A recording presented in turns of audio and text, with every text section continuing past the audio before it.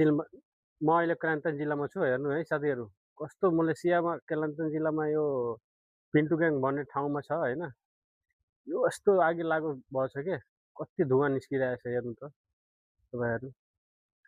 यहाँको मौसम चाहिँ यस्तो भइसकेको छ होइन, पानी पर्ने मौसम त भइसकेको छ, अब पानी पर्छ होला।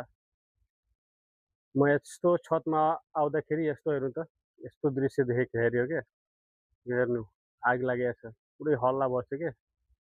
अनि हाला भएर अनि हेर्नुहोस् त तपाईँहरू, पुरै धुवाँ निस्किरहेछ क्या तलबाट। खै के कम्पनीमा आगि लागेको छ, घरमा आगि लागेको छ, केमा आगि लागेको छ त्यो त थाहा पाएन होइन। तर यो हेर्नु त, कस्तो यो यार तेरिका यार। मलाई त हेर्दै बित्कै अब के गर्नु मन लाग्यो कि मलाई भिडियो बनाउनु पर्यो यार।